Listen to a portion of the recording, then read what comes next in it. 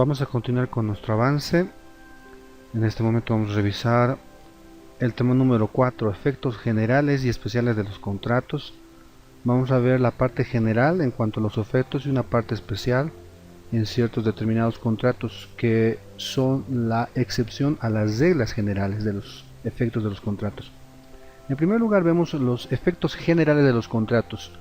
Los contratos constituyen la principal fuente de formación de obligaciones, es decir, que a través de los contratos se crea, modifica o extinguen relaciones jurídicas de carácter patrimonial, estos vínculos dentro del sistema jurídico entre las personas que van a relacionarse y los intereses que van teniendo. De modo que los contratos como fuente de las obligaciones es la más importante fuente que generan estos vínculos. Concepto: los efectos generales de los contratos son aquellas consecuencias jurídicas que derivan de la formación de un contrato, por la cual se crea, modifica, extingue, adquiere, pierde un derecho de carácter patrimonial para las partes. Entendemos que dentro del ámbito del derecho en general hay derechos que se van a formar desde el nacimiento, son derechos irrenunciables, intransferibles, imprescriptibles. Sin embargo, dentro del ámbito del derecho civil nos referimos a derechos patrimoniales. Estos derechos se pueden crear, modificar, extinguir, adquirir, perder de acuerdo a la voluntad de las partes dentro del ámbito de los contratos. De modo que los efectos que produce un contrato son estas consecuencias que van a vincular a una persona con otra en el ámbito de sus patrimonios. Por lo tanto, se va a crear una relación reconocida por el derecho, en el cual el patrimonio económicamente valorado estará comprometido. Vamos a ver las clases de efectos. Efectos obligatorios o personales. Son aquellos que crean obligaciones de hacer o no hacer, que se traducen en la prestación de un servicio o en una abstención. Cuando hablamos de efectos obligatorios o llamados también personales, son relaciones jurídicas que van a entrelazar a las personas y las conductas de hacer y no hacer, positiva y negativa, respecto a alguna actividad. Ese es el primer efecto que vemos en cuanto a los efectos personales obligatorios. Los efectos reales son aquellos que se refieren a la transferencia de un derecho o la constitución de un derecho real. Esta clase de contratos se generan obligaciones de dar, en este caso es transmitir. En cambio, los efectos personales involucran una conducta, ya sea positiva o negativa. En este caso, cuando hablamos de reales, hablamos de cosas que están dentro del ámbito del comercio humano. Por lo tanto, la obligación es dar. Quiere decir que suponen la transferencia de un derecho o la constitución de un derecho real. De modo que el artículo 521 dice: contratos con efectos reales.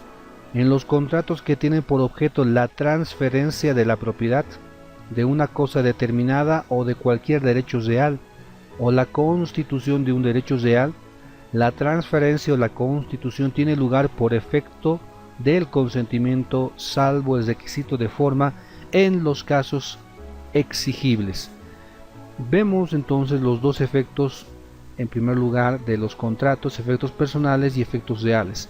Personales en cuanto a la prestación, que se traduce en un hacer o no hacer.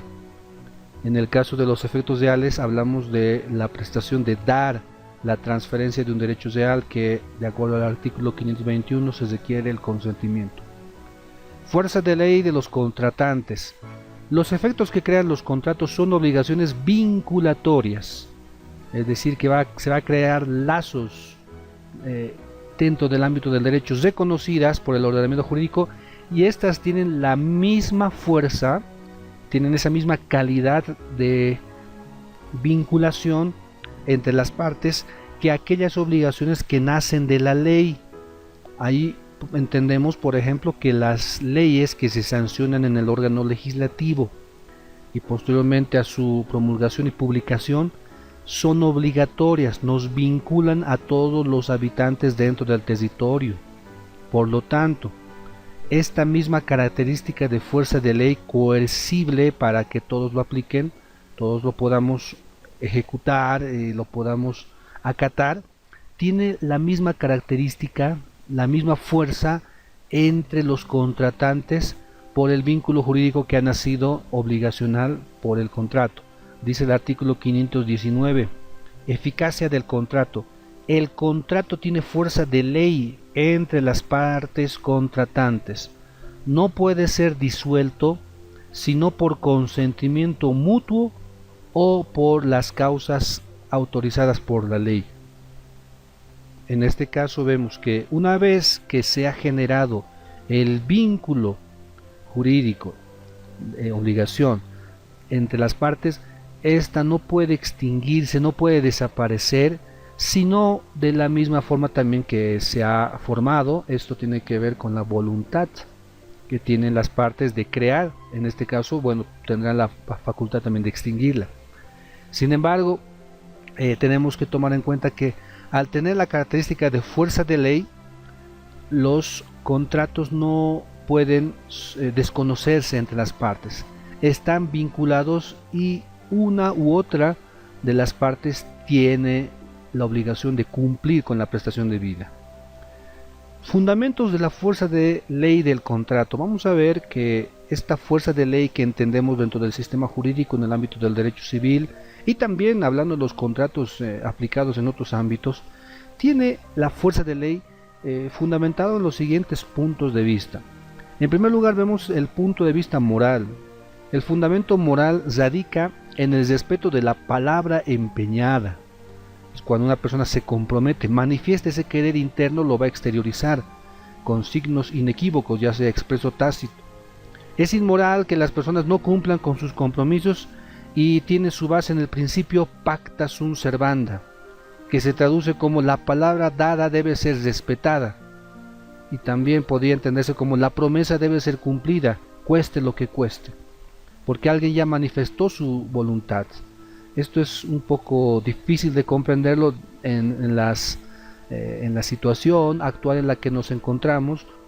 Desde el punto de vista económico, la fuerza de ley atribuida a los contratos tiene también su fundamento en la confianza y solvencia que permite el crédito en la vida de los negocios. Lo que no sería posible si el acreedor no tuviera la seguridad de que su deudor cumplirá o no con su compromiso. ¿Por qué hablamos entonces de fuerza de ley? Bueno, desde el punto de vista económico, porque hay intereses patrimoniales que persiguen, ya sea una parte o ambas partes dentro de la relación contractual. Y si es que hubiera la posibilidad de poder retractarse o revocar unilateralmente cualquier contrato, esto causaría un perjuicio económico y los intereses patrimoniales de los contratantes no podrían satisfacerse. De modo que aquí vemos también el punto de vista económico muy importante para considerar el contrato con esa fuerza de ley. Desde el punto de vista social, el orden económico repercute en el aspecto social y al restringirse aquel por falta de crédito emergente de la ausencia de confianza, automáticamente se limita el desarrollo social. Vemos que estos dos puntos económico-social se van a relacionar bastante. Si es que los intereses económicos de las partes contratantes no pueden satisfacerse por esa falta de confianza, de saber si va o no cumplir con su prestación determinado deudor, bueno, en este caso tendríamos un retraso en el avance económico, no podríamos satisfacer aquellas necesidades patrimoniales que necesitamos para la subsistencia. Por lo tanto, observamos que en base a estos tres aspectos, puntos de vista moral, económico, social, la fuerza de ley de los contratos tiene un gran fundamento. Nadie puede disolver el contrato así porque quiera. Necesita ser guiado por las normas del derecho, que también se pueden disolver, que se pueden dejar sin efecto los contratos, pero siguiendo los mecanismos del sistema jurídico. Entonces vemos seguidamente disolución o revocación amistosa de mutuo acuerdo. Esto es en virtud de que el contrato es producto de la integración de las voluntades de ambas partes contratantes. Hay un oferente, hay un aceptante. han manifestado su voluntad. Un querer interno se ha manifestado hacia afuera y ésta se ha unido, oferta-aceptación, y se ha consolidado el consentimiento. Bueno, en este caso vemos que la autonomía de la voluntad va a generar efectos jurídicos. Entonces, siguiendo esta línea, solo las partes, solo ellas tienen la facultad de disolverlo también por mutuo acuerdo. Esto en ejercicio también del principio de autonomía de la voluntad, que ya hemos leído en el artículo 519, eficacia del contrato. El contrato tiene fuerza de ley entre las partes contratantes. Y la segunda parte dice, no puede ser disuelto el contrato sino por consentimiento mutuo.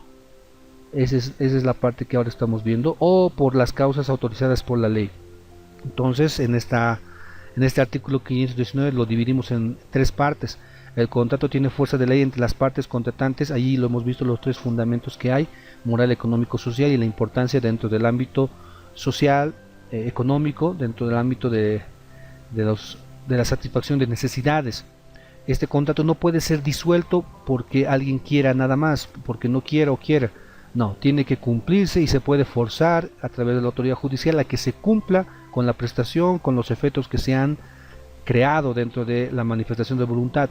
La segunda parte entonces del 519 dice, no puede ser disuelto sino por consentimiento mutuo.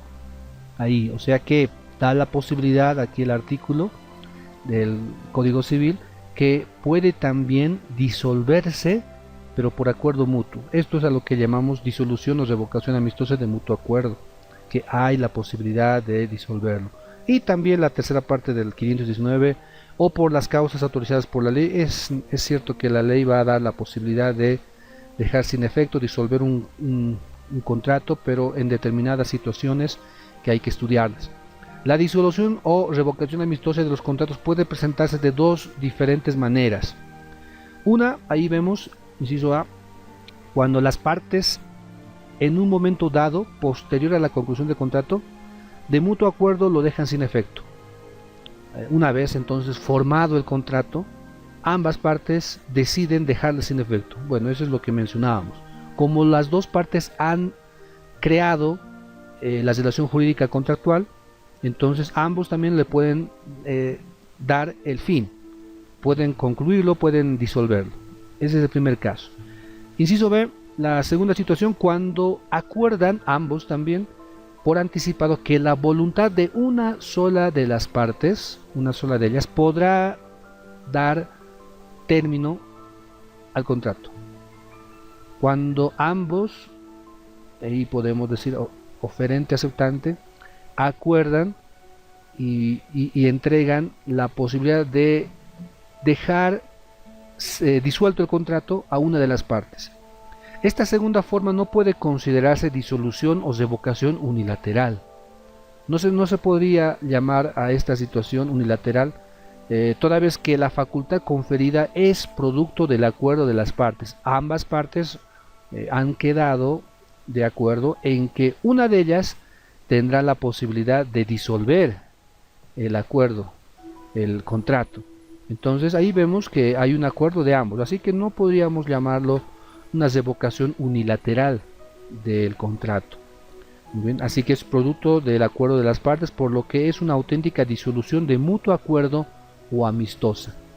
Esto es lo que le llamamos la disolución del contrato por mutuo acuerdo. Es una disolución amistosa dentro de la manifestación de voluntad que ellos también, oferente y aceptante, van a prever dentro del contrato, dentro de sus intereses. Disolución o revocación unilateral no prevista por el contrato. Muy bien.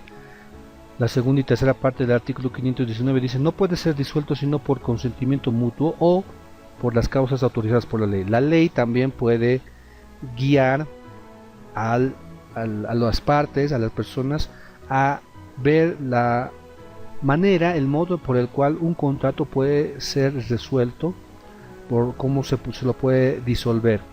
Entonces, solo la ley, en resguardo de la libertad individual, autoriza a una de las partes, sin el consentimiento de la otra, a disolver o revocar unilateralmente el contrato. La ley es la que va a entregar esto.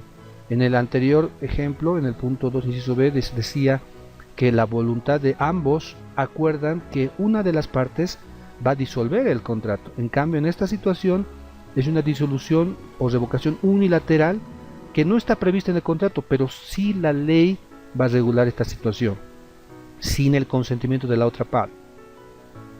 Esta disolución procede porque la ley autoriza entonces a una de las partes, sin el consentimiento de la otra, el poder disolver o revocar el contrato unilateralmente. No se necesita el consentimiento de la otra parte. Resolución judicial. Estamos viendo cómo es que se puede dejar sin efecto un contrato y romper ese principio de fuerza de ley entre las partes por determinadas situaciones que la ley también prevé. Resolución judicial, esto acontece cuando es el juez en ciertos casos y bajo determinadas condiciones quien puede resolver los contratos con los siguientes requisitos. Se trata de contratos conmutativos y de tracto sucesivo. Hablamos de contratos en los cuales la finalidad de los intereses se conocen perfectamente. Esto es a lo que nos referimos con contratos conmutativos. Y de tracto sucesivo nos referimos a que son contratos en el cual las prestaciones se van a realizar de tiempo en tiempo. En estas situaciones también se requiere que sean imprevisibles y extraordinarias. Entonces los contratos se pueden resolver porque no se ha podido prever algo que ha acontecido de forma extraordinaria. Esto también sucede en la resolución judicial cuando la prestación se hace excesivamente onerosa. Número 4. No sea posible restablecer el equilibrio de las prestaciones. Entonces, resumiendo lo que hemos visto en este punto, la resolución judicial es un modo por el cual el juez decide resolver los contratos. Este término de resolución lo vamos a ver ahí adelante. Es dejar sin efecto el contrato de forma retroactiva, es decir, que ese vínculo que ha nacido en el ámbito de la autonomía de la voluntad, contractualmente hay las partes, un oferente y un aceptante, y ha creado ese vínculo reconocido por el derecho. Entonces la autoridad judicial puede resolver este contrato, dejarlo como si no hubiera existido, pero en los siguientes casos o con los siguientes requisitos. Cuando se trate de contratos conmutativos, son contratos que conocemos los fines económicos, los intereses claros que se quieren alcanzar. Lo contrario a conmutativo es un contrato aleatorio, en el cual los resultados, los intereses no están claros. Puede que resulte a favor o pueden ser contrarios. Entonces eso es aleatorio. En cambio, conmutativo, conocemos perfectamente el resultado, los intereses que las partes tienen y persiguen. De tracto sucesivo es una prestación que se la realiza de tiempo en tiempo. Entonces, ante esta situación, conociendo los alcances, los intereses, los fines patrimoniales que buscan las partes, una de ellas se siente perjudicado porque se vuelve, dice el punto 3, excesivamente onerosa. Tenía un resultado, un objetivo claro, pero por determinadas situaciones imprevisibles y extraordinarias se convierte en una prestación muy onerosa para una y se va a desequilibrar. Tendrá quizá una de las partes el beneficio mayor, en cambio el otro estará por esta excesiva onerosidad perdiendo sus intereses económicos. Entonces, en este caso se requiere un reequilibrio. Por esta situación, el juez, la autoridad judicial, puede resolver el contrato porque se ha considerado que hay un perjuicio para una de las partes. Esta clase de resolución de los contratos se produce por la dificultad en el cumplimiento de la obligación. ¿Por qué? Porque se vuelve muy oneroso. Conocida en la doctrina francesa como teoría de la imprevisión o de la imprevisibilidad. En el tiempo en el cual nos encontramos, por ejemplo, en cuarentena, se dará cuenta que usted que hay muchas personas que están sufriendo pérdidas dentro de lo patrimonial. Podríamos entender que esta situación va a generar que ciertas obligaciones que determinadas situaciones de relación contractual pueda producir realmente un perjuicio, de modo que se tenga que resolver contratos. En este caso, la estabilidad de los contratos cede ante los principios esenciales de la contratación, contenidas por la justicia conmutativa. La justicia conmutativa es aquella justicia dentro de la relación contractual que busca ese equilibrio en cuanto a las prestaciones y que ambos puedan obtener sus intereses dentro de ese equilibrio legalmente permitido. Entonces, esta es la que va a imponer el equilibrio y reciprocidad de las prestaciones, el principio de la justicia conmutativa. Dice el artículo 577. Incumplimiento por imposibilidad sobreviniente. En los contratos con prestaciones recíprocas, la parte liberada de su prestación por la imposibilidad sobreviniente no puede pedir la contraprestación de la otra y deberá restituir lo que hubiere recibido. Las partes pueden, sin embargo, convenir en que el riesgo esté a cargo del acreedor. Y el artículo 581 dice el parágrafo 1: en los contratos de ejecución continuada, periódica o diferida, las partes cuya prestación se ha tornado excesivamente onerosa por circunstancias o acontecimientos extraordinarios e imprevisibles, podrá demandar la resolución del contrato con los efectos establecidos para la resolución por incumplimiento voluntario. Entonces estamos observando las posibilidades de dejar sin efecto, romper esa fuerza de ley entre las partes, porque hay un desequilibrio que se ha producido en la ejecución de prestación de una de las partes. Entonces, ante esta situación, hablamos que puede producirse la disolución del contrato de forma retroactiva. La parte de resolución de contratos vamos a avanzarlo ahí delante nuevamente. Rescisión forzosa o legislativa. En esta situación es la ley que en algunas oportunidades es quien directamente rescinde o modifica el contrato, sin intervención de la autoridad judicial, haciéndolo, por ejemplo, más gravoso para una parte, o dejándolo sin efecto o prorrogándolo. Entonces es la ley que va a limitar la voluntad de la autonomía, ¿no?, de las partes, porque no nos olvidemos que si bien la autonomía de la voluntad genera los efectos jurídicos que queramos, esta voluntad expresada por las partes tiene que estar guiada por las normas. Dice el artículo 454, libertad contractual, sus limitaciones. 1. Las partes pueden determinar libremente el contenido de los contratos que celebren y acordar contratos diferentes de los comprendidos en este código. 2.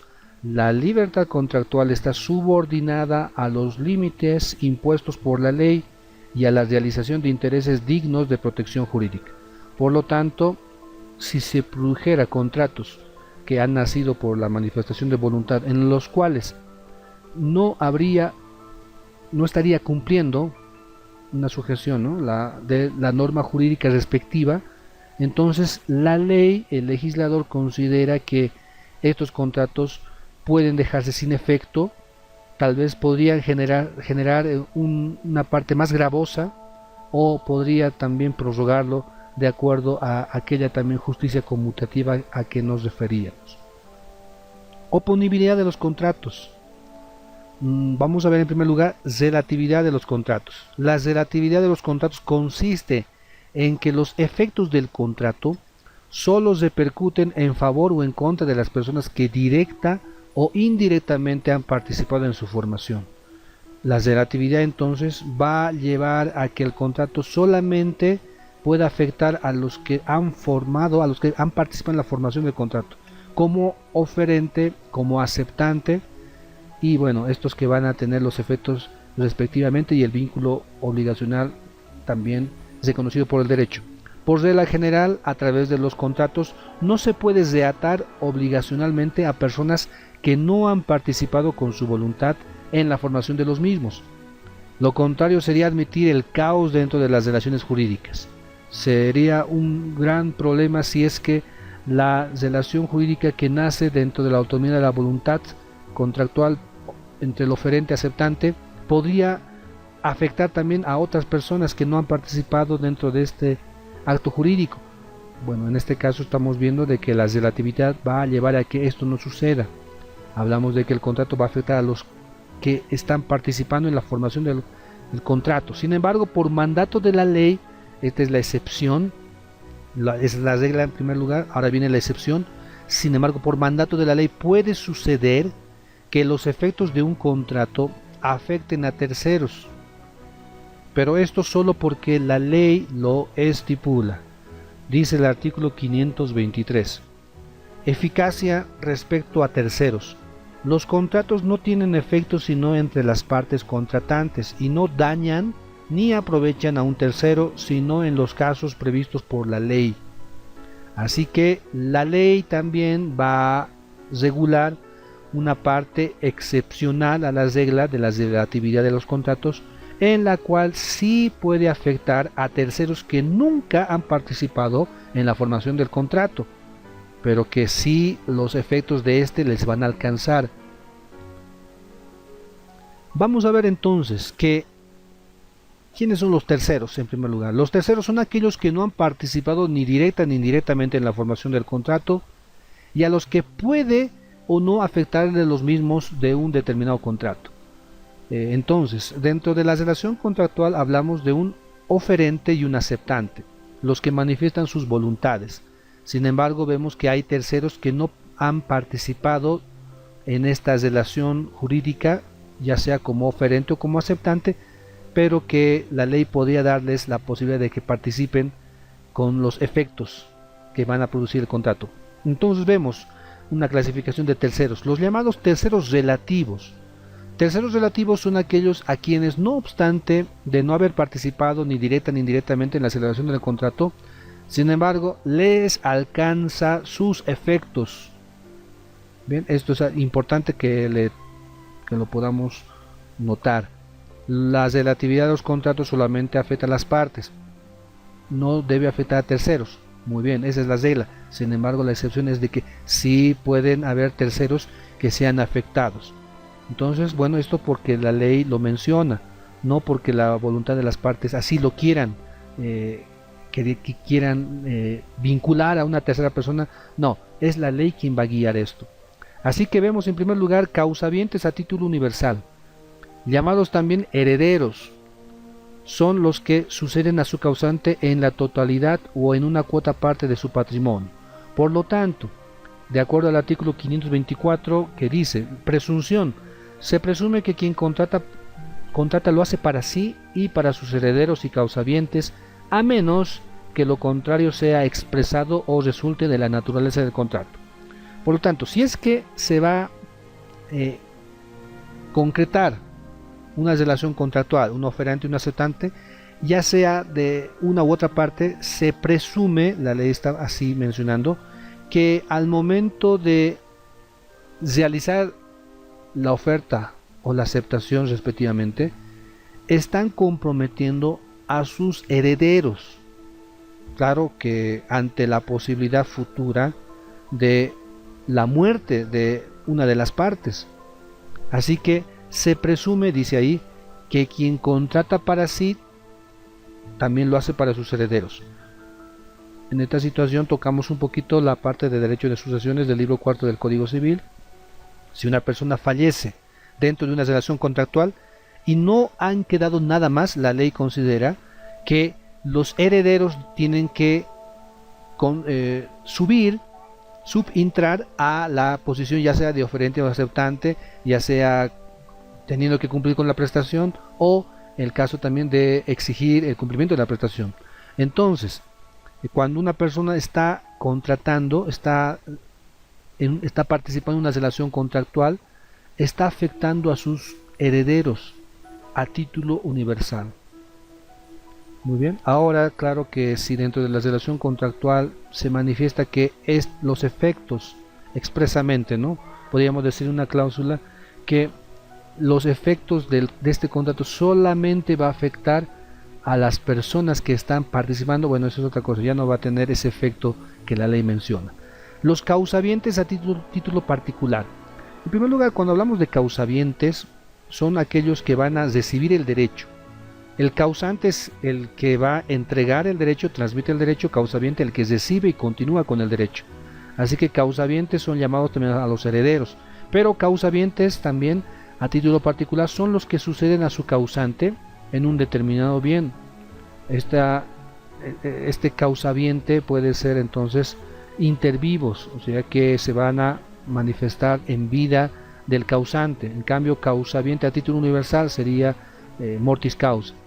Su situación es especial, pues pese a no participar con su voluntad en la formación del contrato, estos son terceros relativos, en cierta medida se benefician por los actos que haya podido realizar su causante a título particular. A título universal es la totalidad del patrimonio, y esto solamente sucede en mortis causa, sucesión hereditaria. A título particular nos referimos en un determinado bien, en un determinado derecho. Por ejemplo, vemos la servidumbre. Si hablamos de servidumbre de paso, por ejemplo, si un fundo, un terreno, tiene salida como un derecho real sobre cosa ajena, llamado servidumbre de paso, a través del terreno de otra persona, si el causante como vendedor transmite este terreno a otra persona, está afectando al vecino por el cual se tiene una servidumbre de paso. Diríamos, el vecino no ha participado en el contrato de compra y venta, pero sí le afecta. Le va, en este caso, ser necesario que se conozca esta transmisión del derecho propietario que hace.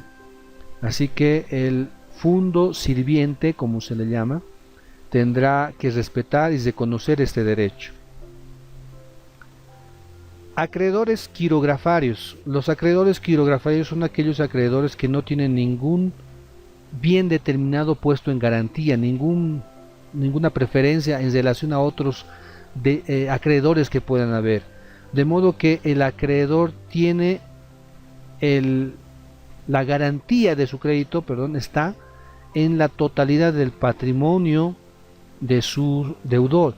Dice el artículo 1335, derecho de garantía general de los acreedores: todos los bienes muebles e inmuebles presentes y futuros del deudor que se ha obligado personalmente constituyen la garantía común de sus acreedores.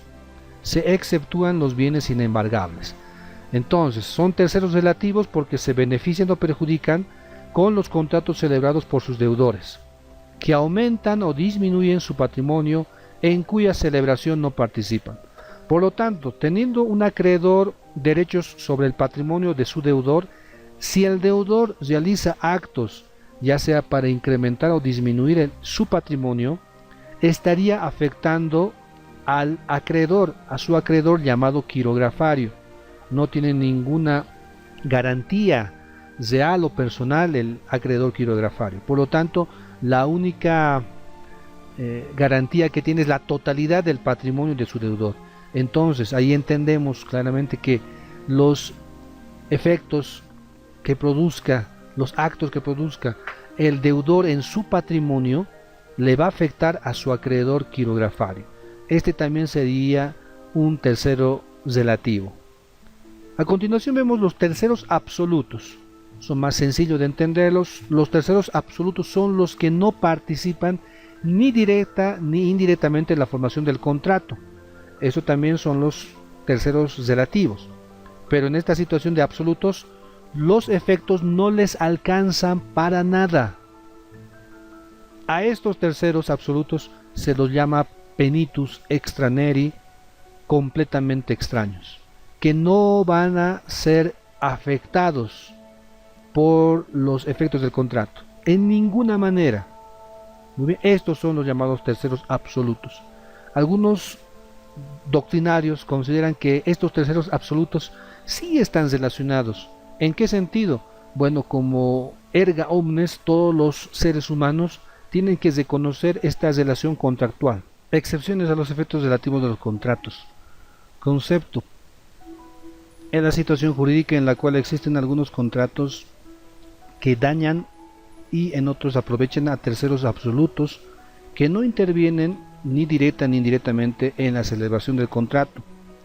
Constituye una excepción a la regla de los efectos relativos de los contratos. Vemos el artículo 523 nuevamente, dice: eficacia respecto a terceros. Los contratos no tienen efecto sino entre las partes contratantes y no dañan ni aprovechen a un tercero, sino en los casos previstos por la ley. Estipulación a favor de terceros. Vamos a ver que estas son ya la parte especial de los efectos de los contratos, las situaciones en las cuales sí se puede afectar a una persona que no ha participado, que es un tercero absoluto, pero que va a ingresar excepcionalmente dentro de los efectos del contrato. Entonces, la estipulación a favor de terceros es un contrato en virtud del cual una persona llamada estipulante conviene con otra llamada promitiente para que haga o deje de hacer algo en favor de una tercera persona llamada beneficiaria. Entonces, ¿no?, tenemos el ejemplo del caso del contrato de seguro. El artículo 526 del Código Civil dice: validez, esto es la parte de los contratos a favor de terceros, es válida la estipulación en favor de un tercero cuando el estipulante, actuando en nombre propio, tiene un interés lícito en hacerla.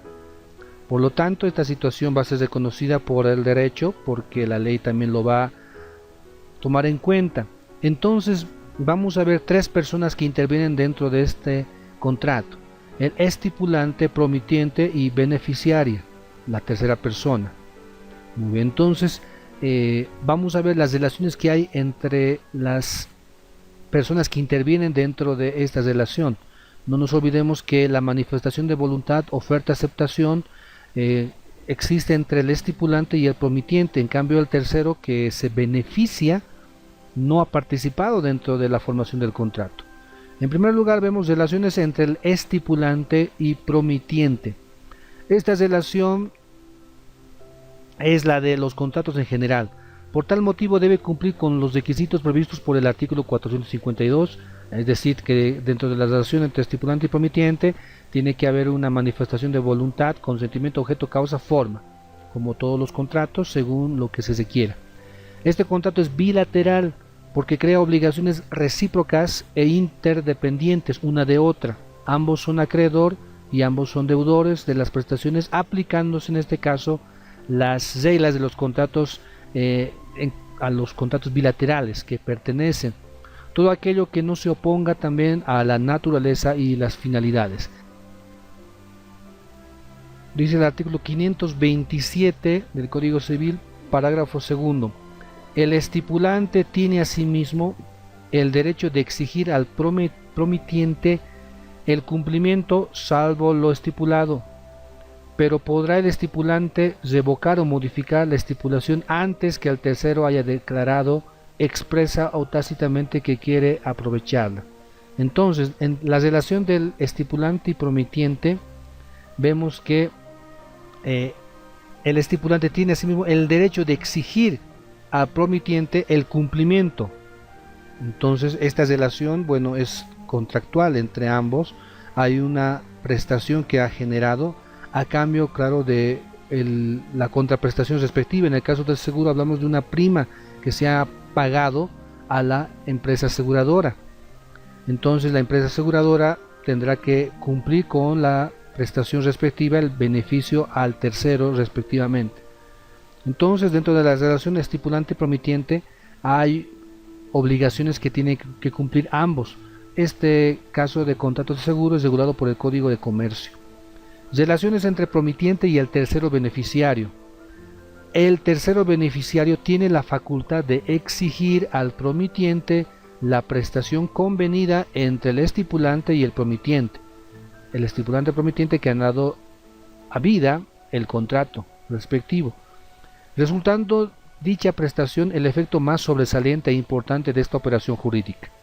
¿Por qué? Porque el tercero beneficiario es el que va a poder ahora exigir, sin haber participado, sin haber manifestado su voluntad todavía ante el estipulante y promitiente, pero que se va a beneficiar. Dice el artículo 527, parágrafo 1, el tercero adquiere en virtud de lo estipulado e independientemente de que acepte o no, derecho a la prestación contra el obligado, esto es el prometiente, contra el obligado a prestarla, excepto pacto contrario, es decir, que puede exigir al prometiente, el tercero, que cumpla con la prestación que ha nacido entre la relación del estipulante y prometiente. O sea que se convierte en un acreedor que puede exigir ya el cumplimiento a el prometiente. Relación entre el estipulante y el tercero beneficiario. En este tipo de contratos no es necesario que el tercero beneficiario acepte la estipulación hecha a su favor, toda vez que entendemos que la relación jurídica que se va a producir, que el derecho que va a tener el tercero beneficiario va a ser sobre el patrimonio del prometiente, de forma automática desde el instante de la formación del contrato celebrado entre el estipulante y prometiente. Sin embargo, mientras el tercero beneficiario no dé su aceptación, el estipulante tiene la facultad de revocar la designación y puede cambiarla.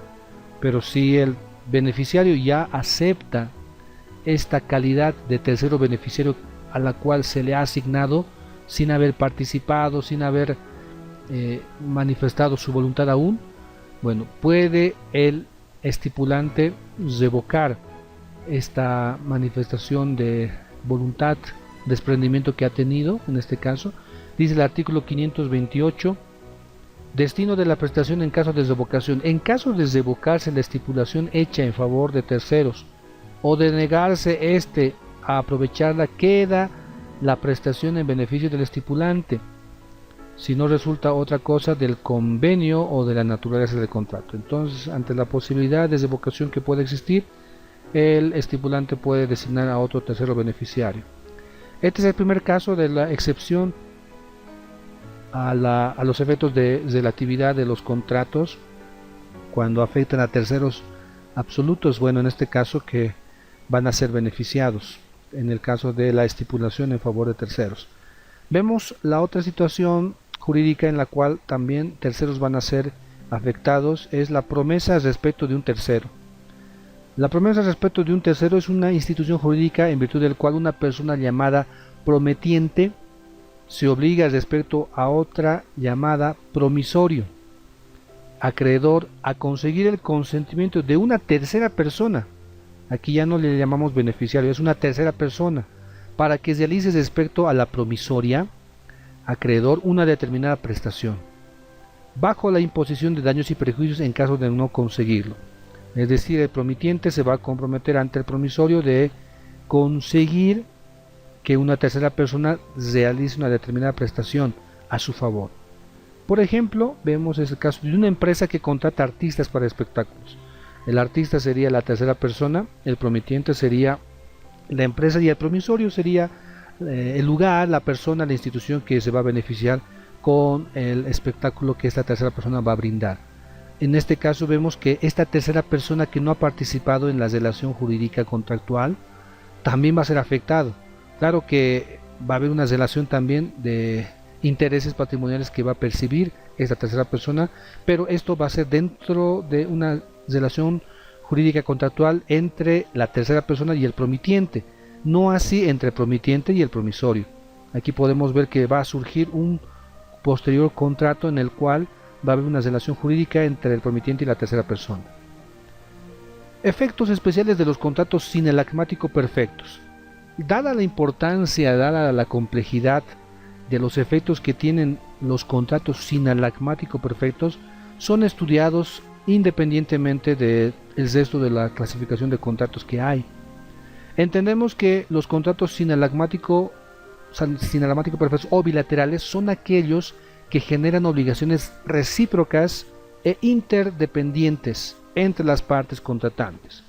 Hay dos prestaciones dentro de la relación contractual, de cuya consecuencia la obligación de una de las partes constituye la causa de la obligación asumida por la otra parte contratante y viceversa. Muy bien, podríamos entender dentro de una relación jurídica obligacional simple que hay un acreedor y hay un deudor. El deudor tiene el deber, está constreñido a cumplir con la prestación debida a favor de su acreedor. Sin embargo, en esta situación observamos que cuando hablamos de contratos sinalagmáticos perfectos, las prestaciones van a ser recíprocas, ambas partes acreedores y deudores simultáneamente. Estas obligaciones son también coetáneas, toda vez que nacen contemporáneamente en el momento en que surge el contrato. Coetáneas, entonces, que nacen juntas estas dos prestaciones. Características de los contratos sinalagmáticos perfectos lo vamos a ver de la siguiente manera con los siguientes caracteres. En primer lugar, vemos que crean obligaciones recíprocas e interdependientes. Ambas prestaciones se relacionan entre sí dentro de una misma relación contractual. No quiere decir que entre dos personas pueda haber dos contratos con prestaciones distintas. Eso es otra situación jurídica. Hay un contrato que tiene una prestación y hay otro contrato con otra prestación. Sin embargo, hablamos de una relación jurídica contractual que tiene obligaciones recíprocas e interdependientes entre sí. Número 2. Estas obligaciones se generan en forma coetánea al nacimiento del contrato. Número 3. La obligación de una de las partes tiene por causa la obligación asumida por la otra parte contratante, de modo que ahí podríamos ver un principio que se escucha en derecho: cumple tú primero para que yo pueda después cumplir. ¿Por qué? Porque las prestaciones son recíprocas y ambas van a estar buscando sus intereses. Facultades y efectos de los contratos sinalagmáticos perfectos.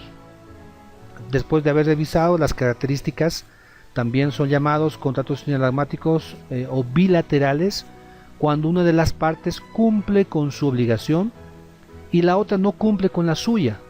¿Qué sucede en este caso? De las dos prestaciones hay una de las partes que sí ha cumplido y la otra parte no ha cumplido. Bueno, esta es la situación en el caso de incumplimiento, que es imputable al incumplido, o sea, por causas culpables imputables al deudor por su voluntad, ya sea dolo ya sea culpa, pero que ha incurrido en el incumplimiento. La ley, entonces, ante esta situación de incumplimiento de una de las prestaciones, confiere al acreedor que todavía no ha satisfecho la suya, confiere al acreedor las siguientes facultades de acuerdo al artículo 568 del Código Civil. Resolución por incumplimiento, dice el Romano 1. En los contratos con prestaciones recíprocas, cuando una de las partes incumple por su voluntad la obligación, la parte que ha cumplido puede pedir judicialmente el cumplimiento o la resolución del contrato, más el resarcimiento del daño. Ese sería el primer caso, la primera opción. O también puede pedir solo el cumplimiento dentro de un plazo razonable que fijará el juez, y no haciéndose efectiva la prestación dentro del plazo, quedará resuelto el contrato sin perjuicio en todo caso de resarcir el daño.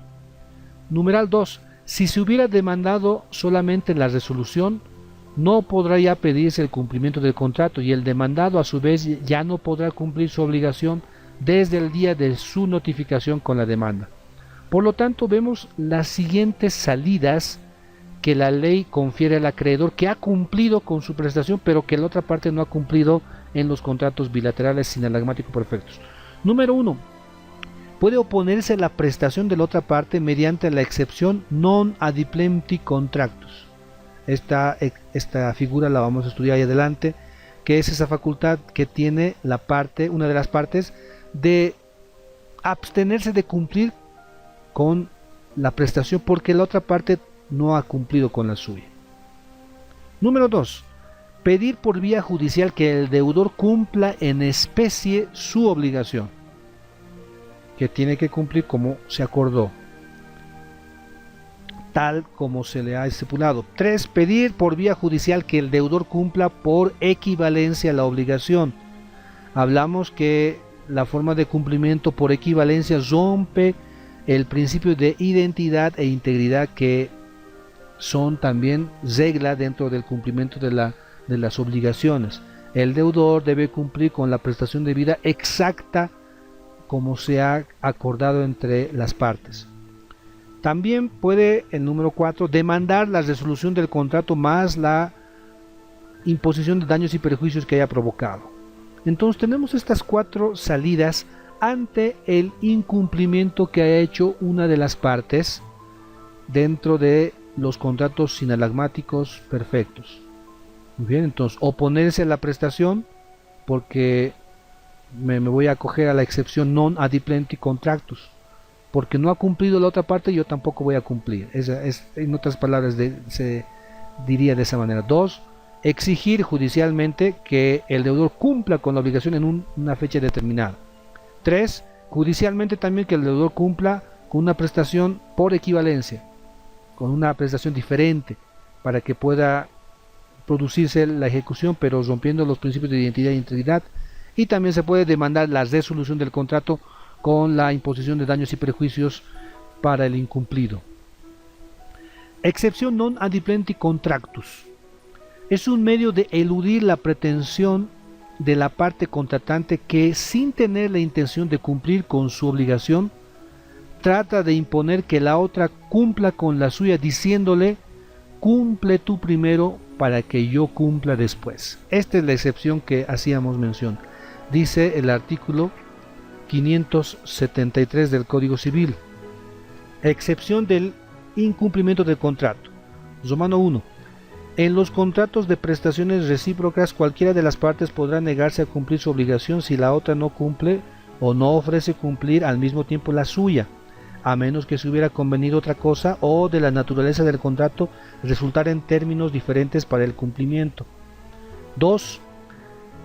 La excepción de incumplimiento también podrá oponerse cuando el otro contratante ha cumplido solo parcialmente su obligación, pero no podrá oponérsela y se deberá cumplir la prestación si, teniendo en cuenta las circunstancias, la negativa fuera contraria a la buena fe. Entonces, la excepción non adimplenti contractus va a romper la regla dentro de la relación contractual obligacional que todo deudor, toda persona que se ha comprometido a dar su palabra debe cumplirla, pacta sunt servanda, esa es la regla. Pero esta excepción dice: no, puedo yo abstenerme de cumplir con la prestación. ¿Por qué? Porque la otra parte no ha cumplido, así que cumple tú primero para que yo cumpla después. Esta es la excepción que permite que una de las partes se pueda abstener de realizar, de ejecutar la prestación debida previo a antes de que la otra pueda hacerlo. Resolución de los contratos. Vamos a ver un tema muy importante dentro de la disolución de los contratos. Hemos visto que los contratos tienen la fuerza de ley, dice el artículo 519, que no pueden ser disueltos sino por el consentimiento mutuo o porque la ley menciona las causas autorizadas. Entonces, la resolución de los contratos, la resolución es un medio de invalidez de los contratos. Medios de invalidez, se lo va a invalidar el contrato. No todos los contratos pueden ser invalidados, sino aquellos que se van a acomodar a los lineamientos de la norma.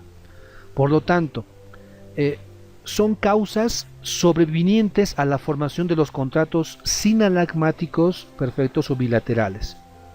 Cuando hablamos de causas sobrevinientes, nos referimos a que las causas que van a invalidar el contrato son posteriores a la formación del contrato. Son contratos que han nacido a la vida del derecho, cumpliendo con todos los requisitos y se están encaminando a producir los efectos respectivos, pero por causas futuras que han sobrevenido, lo vamos a dejar sin efectos, sin valideces de contrato. Esto puede ser debido, número 1, al incumplimiento culpable de una de las partes. Culpable porque hay culpa. 2, a la imposibilidad sobreviniente. Aquí ya sería un incumplimiento no culpable, no imputable a la conducta del deudor. Y número 3, a la excesiva onerosidad de una de las prestaciones, que deja sin efecto el mismo con carácter retroactivo. Vemos dentro de la resolución de los contratos que el contrato es válido, pero por causas que van a venir en el tiempo, en el futuro, se va a invalidar el contrato de forma retroactiva. Es decir, que se lo va a considerar como si no hubiera existido el contrato nunca. Vamos a ver el primer caso: resolución del contrato por incumplimiento culpable, imputable al incumplido, imputable a la conducta del deudor. es por culpa del deudor que se va a producir el incumplimiento. Entonces, es un medio de invalidar los contratos sinalagmáticos o bilaterales por causa del incumplimiento culpable, imputable de una de las prestaciones de las partes, por cuya consecuencia se deja sin efecto el contrato con carácter retroactivo y se impone el resarcimiento de daños y perjuicios al incumplido. Entonces, dentro de una relación contractual que tiene la característica de ser bilateral, sinalagmático o perfecto, al haberse producido el incumplimiento de una de las partes imputables a su conducta, entonces se puede solicitar que el contrato esté resuelto. Vemos situaciones en las cuales va a proceder la resolución del contrato por el incumplimiento imputable a la conducta del deudor. En primer caso vemos la resolución implícita.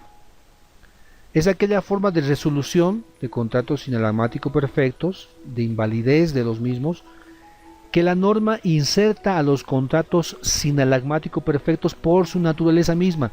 Por ser contratos bilaterales, por ser contratos sinalagmáticos perfectos, la norma ya le da lineamientos y efectos que se van a producir por ser contratos que tienen dos prestaciones interdependientes una de la otra, y se la va a solicitar judicialmente. Dice el artículo 568 del Código Civil. Vamos a volverlo a leer, esta vez hablando de la resolución de los contratos imputables, hablando de la resolución implícita. Dice el numeral 1, en los contratos con prestaciones recíprocas, cuando una de las partes incumple por su voluntad la obligación, esto es la culpabilidad, la parte que ha incumplido puede pedir judicialmente el cumplimiento o la resolución del contrato, más el resarcimiento del daño, o también puede pedir solo el cumplimiento dentro de un plazo razonable que fijará el juez, y no haciéndose efectiva la prestación dentro de ese plazo, quedará resuelto el contrato sin perjuicio de, en todo caso, de resarcir el daño. Esta es la resolución implícita, porque vamos a usar esa palabra, implícitamente los contratos sinalagmáticos perfectos, al tener dos prestaciones, cuando una se incumple, la otra también ya se va a abstener de cumplir y va a solicitar la resolución del mismo, porque se ha producido el incumplimiento de la obligación de la prestación y deberá pagarse los daños y perjuicios respectivamente. Resolución expresa consiste en que las partes por voluntad insertan una cláusula que indica que el incumplimiento de la prestación resuelve el contrato. Así de sencillo. De forma voluntaria, las partes insertan dentro del contrato, puede ser una cláusula en la cual exprese que una vez producido el incumplimiento, ya sea en la ejecución, en el plazo, etcétera, de la prestación debida, el contrato queda resuelto en ese mismo momento. En esta situación, como vemos que es una resolución expresa porque lo están expresando voluntariamente dentro del documento, entonces en este caso vemos que debe ir acompañada dentro de lo práctico por una cláusula penal para que pueda también tenerse una sanción anticipada por el incumplimiento de la obligación. Así que, bueno, vamos a ver el artículo 569 del Código Civil, cláusula resolutoria. Las partes pueden convenir expresamente en que el contrato quedará resuelto si una determinada obligación no se cumple en la forma y en la manera establecida. En este caso, el contrato se resuelve de pleno derecho, sin necesidad de intervención judicial. Aquí vemos una situación muy práctica dentro de los efectos jurídicos contractuales y, claro, la relatividad que tiene estos dentro de las partes, la fuerza de ley, etcétera, etcétera, que va a obligar a que el incumplido pueda pagar una sanción que expresamente están manifestando los contratantes. Resolución por requerimiento. Es una situación que ante el incumplimiento de una de las prestaciones, estamos hablando de incumplimiento culpable, imputable al deudor, el que cumplió con la suya puede requerir a través de una carta notariada al incumplido para que cumpla con su prestación dentro del plazo no menor a 15 días. Y si no cumple, se resuelve el contrato, todo esto antes de acudir ante el juez. Dice el artículo 570 del Código Civil, resolución por requerimiento, numeral 1. La parte que ha cumplido su obligación puede requerir a la parte que incumple mediante nota diligenciada notarialmente que cumpla la suya dentro de un término razonable no menor a 15 días, con apercibimiento de que en caso contrario el contrato quedará resuelto. Numeral 2. Si la obligación no se cumple dentro del término señalado, el contrato se resuelve de pleno derecho, quedando a cargo del deudor incumplido el resarcimiento del daño si se hubiera. En este caso, en este tercer caso de resolución por incumplimiento y en el primer caso de resolución implícita, los daños y perjuicios tienen que ajustarse, demostrarse y probarse. En cambio, en la resolución expresa, los daños y perjuicios con la cláusula penal insertada pueden ya estipularse la sanción respectivamente.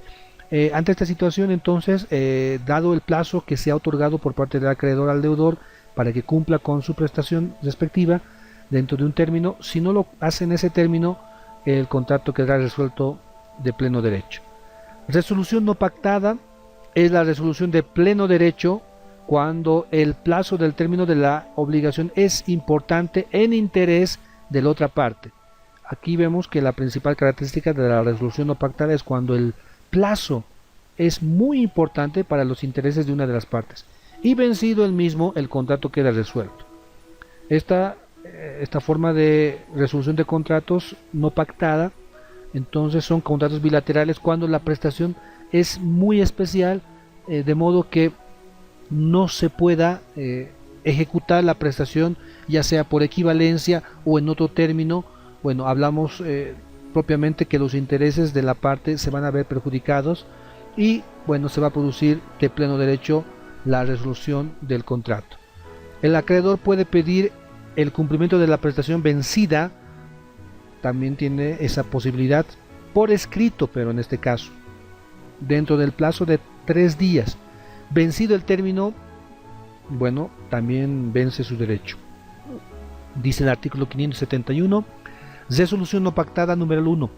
Si el término concedido a una de las partes es considerado esencial en interés de la otra y vence sin que el deudor haya cumplido su prestación, se tendrá el contrato por resuelto extrajudicialmente de pleno derecho, aunque no se hubiera pactado expresamente la resolución.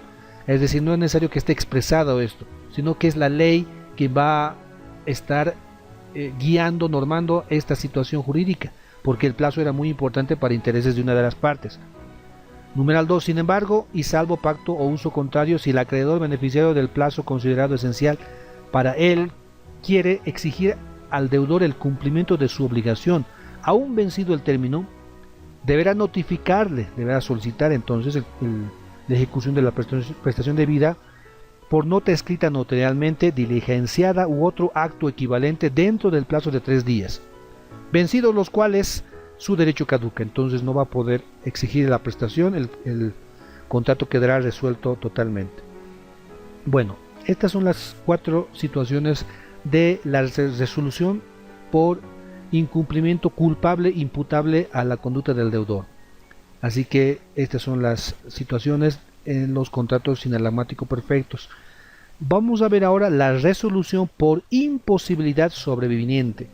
Aquí se produce también incumplimiento de la obligación, pero por causas no imputables a la conducta del deudor. Entonces se puede invalidar con un contrato bilateral por estas situaciones imprevistas que han producido el incumplimiento, pero que no se le puede atribuir esta culpabilidad al deudor, al incumplido. Ante esta situación se aplica la teoría de los riesgos. Esta teoría de los riesgos considera como regla que el deudor asume el riesgo y queda liberado de la obligación por la imposibilidad sobrevenida. Entonces, vamos a ver lo siguiente. El riesgo puede ser determinado por las partes, también por el acreedor, para el acreedor. Dice el artículo 577 del Código Civil. Incumplimiento por imposibilidad sobreviniente.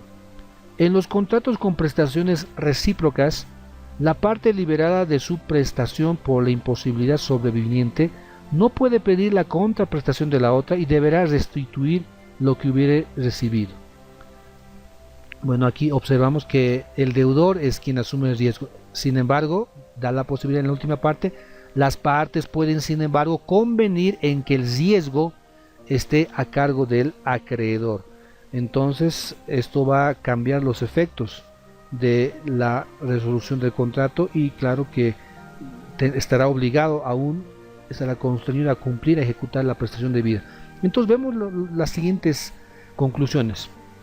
Existen excepciones a la regla. Bueno, la transferencia de cosas ciertas y determinadas opera por el consentimiento, bajo el principio res perit domino su. Lo que se pierde para su dueño. De modo que el adquirente, en este caso diríamos en una compra y venta, el comprador sigue obligado aunque no reciba la cosa. ¿Por qué? Porque ya hubo una manifestación de voluntad. No nos olvidemos que la constitución de los de derechos de propiedad, de derechos reales, como efecto de los contratos reales, opera por el consentimiento. Entonces, si es que ya ha habido consentimiento y no se haya producido la entrega de la cosa, se considera que el comprador ya tiene la propiedad de la cosa y los riesgos de esta, así que él va a sufrir la pérdida. Por lo tanto, en el caso de un vehículo, si se perdiera un vehículo, se destrozara, se deteriorara, quien va a sufrir la pérdida va a ser el comprador. Por lo tanto, el comprador tendrá todavía la obligación de pagar el precio. ¿Por qué? Porque ya se produjo la transmisión del derecho de propiedad. Ese es el primer caso, o sea que no va a eximirse de responsabilidad. El deudor tiene que cumplir con la prestación que le toca, ahora es pagar el precio. Número 2. En las transferencias diferidas, cuando se las hace de tiempo en tiempo, en la transferencia de cosas en género, no nos olvidemos que el género no perece. En las transferencias sujetas a condición suspensiva, mientras no se cumpla el riesgo será para el enajenante. Hablamos del vendedor. Entonces, si se sufre la pérdida, entonces en las transferencias diferidas, bueno, el vendedor, el que está transmitiendo el derecho, sufre la pérdida y bueno, ya no puede exigir más la prestación. En las cosas en género tampoco, porque nunca el género puede perecer. Si se quedó en la prestación de entregar un vehículo y no se especificó cuáles características, entonces no puede perecer esto. Y en una condición sujeta, una condición suspensiva sujeta todavía al tiempo, bueno, todavía no ha acontecido, así que el derecho no ha nacido, por lo tanto no se va a sufrir pérdida, no va a haber ninguna situación por la cual se puede exigir el pago de la contraprestación a la otra parte, diferente a la situación en el caso 1 de las cosas de transferencia de cosas de cuerpo cierto y determinado, que va a sufrir la pérdida el comprador. En las demás la sufrirá el vendedor y no podrá exigir que la otra parte cumpla también. En este caso el deudor queda liberado. Vemos por último resolución por excesiva onerosidad. Estamos revisando entonces que la resolución de los contratos pueden ser por situaciones y por incumplimiento imputable a la conducta del deudor, número 1. Número 2, por imposibilidad sobreviniente que no es imputable a la conducta del deudor. Hablamos de situaciones de fuerza mayor, caso fortuito, etc. Y en esta tercera situación vemos la resolución por excesiva onerosidad. Este se aplica a los contratos bilaterales de ejecución continuada. La ejecución va a ser permanente, es una situación que ya lo hemos visto anteriormente, pero lo estamos recalcando ahora. Cuando se produce un desequilibrio en las prestaciones, haciéndose más onerosa para una de las partes, la norma de un equilibrio en honor a la justicia conmutativa mediante resolución judicial solamente opera en los contratos conmutativos no aleatorios. Los contratos conmutativos son aquellos en los cuales los resultados, los intereses están claros de las partes. En los contratos aleatorios, en cambio, están sujetas a una incertidumbre. Puede que les beneficie, puede que les perjudique, que los resultados no están claros. Se van a la aventura a probar si es que estos efectos patrimoniales les van a beneficiar o perjudicar. Dice el artículo 581 del Código Civil: resolución judicial por excesiva onerosidad de los contratos con prestaciones recíprocas. Estamos haciendo referencia de que esta resolución opera en los contratos bilaterales. Numeral 1. En los contratos de ejecución continuada, periódica o diferida, la parte cuya prestación se ha tornado excesivamente onerosa por circunstancias o acontecimientos extraordinarios e imprevisibles podrá demandar la resolución del contrato con los efectos establecidos para la resolución por incumplimiento voluntario. Hay una diferencia, ¿no? Aquí no acontece un incumplimiento voluntario. Aquí es una situación extraordinaria, sale de la voluntad, de la posibilidad de las partes. Por lo tanto, las circunstancias han generado que una de las prestaciones se vuelva más onerosa que la otra. Por lo tanto, se va a producir un desequilibrio, y en honor a la justicia conmutativa esto tiene que equilibrarse, que pueda llevarse hasta la resolución, es decir, dejar sin efecto el contrato. El numeral 2 del 581 dice: la demanda de resolución no será admitida si la prestación excesivamente onerosa ha sido ya ejecutada, o si la parte cuya prestación se ha tornado onerosa en exceso era ya voluntariamente incumplida, o si las circunstancias o los acontecimientos extraordinarios e imprevisibles se presentaron después de cumplirse la obligación. Estas situaciones que impiden o que han vuelto la prestación muy onerosa no se han podido prever, han sucedido posteriores a la formación del contrato mismo. Numeral 3. Tampoco se admitirá la demanda de resolución si la onerosidad sobrevenida está inclusa en el riesgo o alea normal del contrato. Cuando hablamos de aleatorio, alea es la incertidumbre que puede producir, es decir, que no se haya podido prever esta situación. Por ejemplo, si el dólar sube o si el dólar baja, si los precios de la gasolina, del petróleo, etcétera, etcétera, dentro de lo económico puede generar perjuicios, pero esto es parte de la situación normal, natural que acontece. El dólar puede subir, el dólar puede bajar, y los precios de los recursos, de los hidrocarburos, entonces esto es algo normal que puede suceder. Numeral 4. El demandado puede terminar el litigio si antes de sentencia ofrece modificar el contrato en condiciones que, a juicio del juez, sean equitativas. Es decir, que la resolución por excesiva onerosidad, en primer lugar, buscará el equilibrio de las prestaciones, pero también podrá dar la opción de dejarle sin efecto este contrato, y claro que los efectos respectivamente de disolución de los contratos. Con esto estamos terminando el tema 4.